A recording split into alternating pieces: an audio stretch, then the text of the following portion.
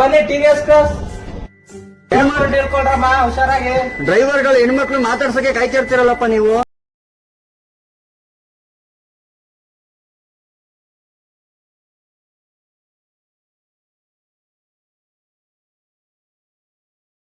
ಹೇಳ್ದಲ್ವಮ್ಮ ನೋಡ್ಕೊಂಡು ಹೇಳ್ಕೊಳಮ್ಮ ಅಂತ. ಬೈಕನ್ ಮನೆ ಕಾಯುವಾಗ ಯಾಕಾರ ಬಂದ ಬೈಕನು. ನೋಡಮ್ಮ, ಯಾವ ಡ್ರೈವರು ಯಾವ ಹೆಣ್ಣನ್ನ ಆತರ ದೃಷ್ಟಿಯಾಗಿ ನೋಡಲ್ಲ. ಯಾಕಂದ್ರೆ ಅವ್ರ ಮನೆಯಲ್ಲಿ ಹೆಣ್ಮಕ್ಳು ಇರ್ತಾರೆ. ಅಯ್ಯೋ ಹುಷಾರಾಗಿ ಇಳ್ಕೊಳ್ಳಿ ಅಂತ ಬೇಗ ಹಾಕಿ ಸರ್, ಬೇಗ ಹಾಕಿ ಸರ್.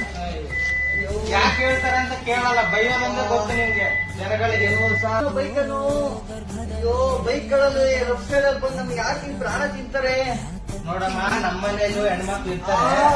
ನಾವ್ ಯಾಕೆ ಆ ದೃಷ್ಟಿಯಿಂದ ನೋಡೋದು? ಈ ತರ ಆಗ್ತಾವಂತಾನೆ ನೋಡ್ಕೊಂಡು ಇಳೀರಿ ಅಂತ ಹೇಳೋದು. ಅದನ್ನ ಬಿಟ್ಟು ನಿಮ್ಗೆ ಏನೋ ದೊಡ್ಡ ಸುಂದರಿಯರ ಅಂತಲ್ಲ ನೀವು. ಇನ್ನೊಂದ್ಸಲ ಯಾರೇ ಆಗ್ಲಿ ಬಸ್ ಇಳ್ಕೊಳ್ಳುವಾಗ ಹಿಂದೆ ಮುಂದೆ ನೋಡ್ಕೊಂಡು ಇಳ್ಕೊಳ್ಳಿ.